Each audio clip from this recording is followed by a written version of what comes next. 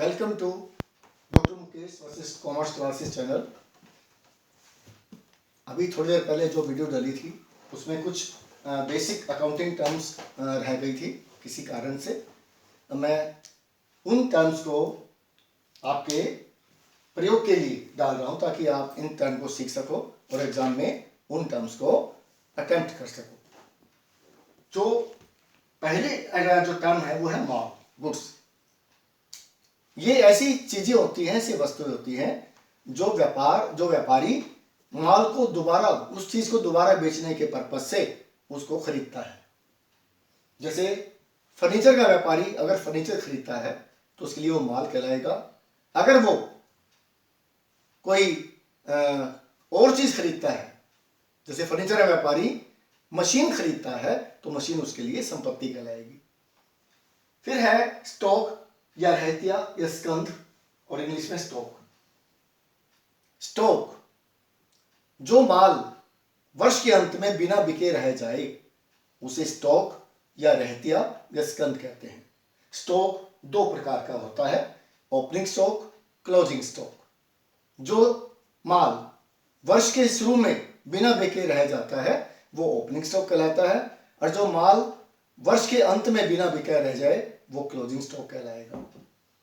एक फिर है क्रय, परचेजिस। उन वस्तुओं का क्रय जो दोबारा बेचने के पर्पज से खरीदी जाएं वो क्रय कहलाती है। क्रय दो प्रकार का हो सकता है, नकद क्रय, उधार क्रय। फिर उसके बाद विक्रय, सेल्स।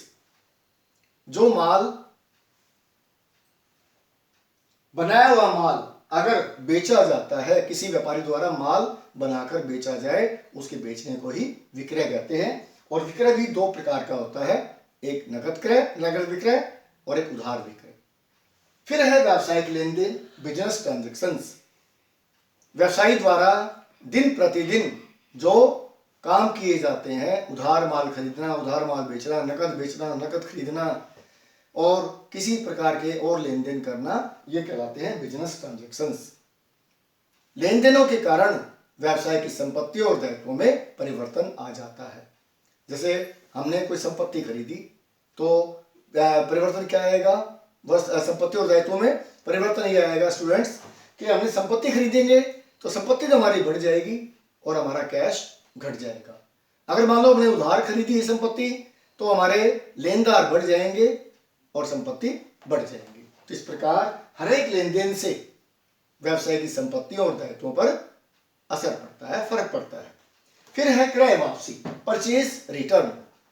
खरीदा हुआ माल किसी कारण से अगर हम वापस कर देते हैं तो वो क्रय वापसी कहलाती है। फिर है विक्रय वापसी, सेल्स रिटर्न। अगर उधार बेचा हुआ माल किसी कारण से वापस आ जाता है तो उसे विक्रय वापसी यानी सेल्स रिटर्न कहते हैं।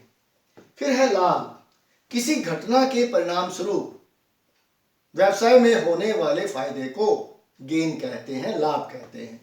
जैसे व्यवसाय का एक किसी कोर्ट में मुकदमा चला हुआ है और वो व्यवसाय मुकदमा जीत जाता है तो ये जो आय होगी ये गेन कहलाएगी, लाभ कहलाएगी, क्योंकि ये बिना किसी खरीद और बेच के ये लाभ हुआ है। तो students, I hope you have understood the video very well. और अगर कोई टर्म्स आ जाती है एग्जाम में तो आप जरूर अटेम्प्ट करके आओगे। Congratulations, wishes very well. Like my channel and subscribe and share more and more.